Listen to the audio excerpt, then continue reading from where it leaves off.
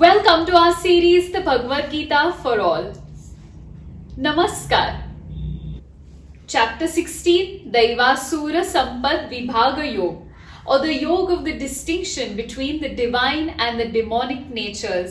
Shastra Vidhis vartate kamakaratah na siddhimavapnoti na sukhan na parangatim. In our episode last week, we began speaking about the impact of human nature on the structure of society. Dharma is your duty. Perform to the best of your abilities. It is in congruence with the fabric of who you are, your soul. Adharma is the wrong move, the move that could rip apart the smooth workings of all things around you. Let's take this discussion a notch higher to understand the impact of our behavior on the life we create. Man is insatiable and becomes even more so once he realizes his capacity to earn and accumulate wealth. This wealth opens doors for him. It makes it easy for him to buy goods, pay for services, fulfill the desires, and lead a comfortable life. When things get out of hand, some are seen to use unlawful methods to get closer to more wealth, just so that they can gratify their senses.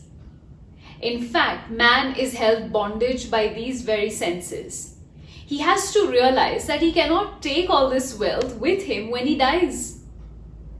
And that there is always karma looming around you. There's always something around you taking notes of what you're up to.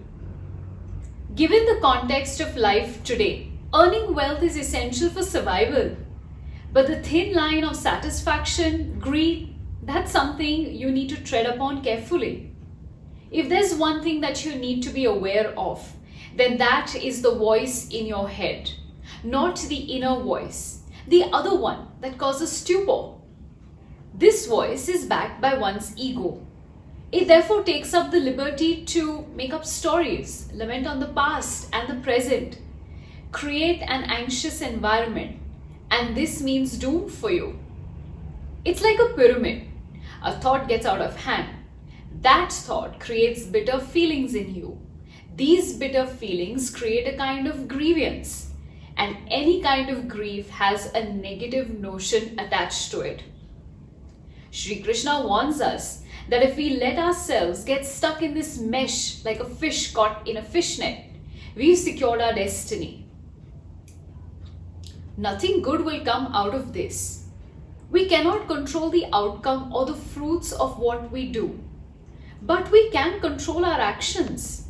You can control what you wish to think, what you wish to lament on, and what you wish to work upon.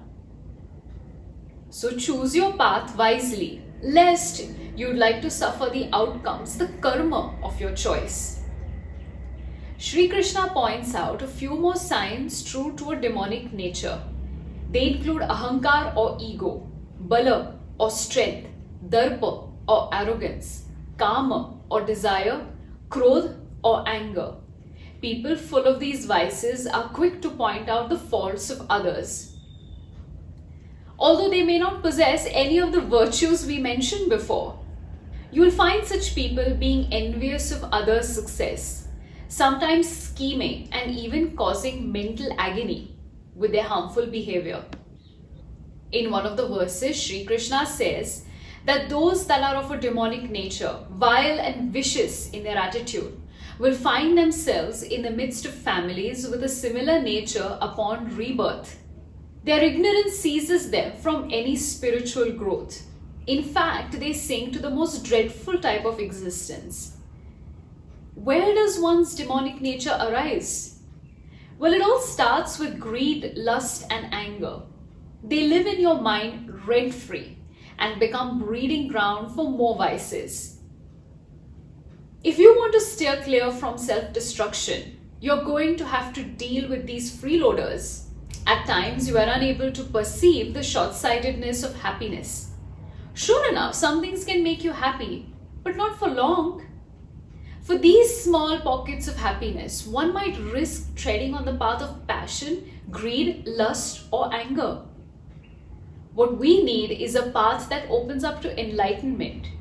It might be an uphill task of sorts, but we can do it. Shastra Vidhi are scriptural injunctions. You can think of them as maps that have knowledge and understanding to guide you towards enlightenment. What these scriptures have is instruction, some do's and don'ts. If you follow these, you can have happiness and the liberation from material bondage. Sri Krishna concludes saying that following the scriptures will lead you in the proper direction, Arjun, and that for you is the 16th Adhyay, a clear distinction between the good and the bad qualities. Not just that, but a little bit of learning on the outcomes of sticking to either of these qualities. Like we mentioned earlier on, there are shades to human behavior. Nothing is set in black or white. Your action and reaction to somebody else's action, that is in your control. All you have to do is think before you make a move. There are lots of things available for guidance, Vedic texts, scriptural injunctions, and above it all, your own intuition. Dhanyavad.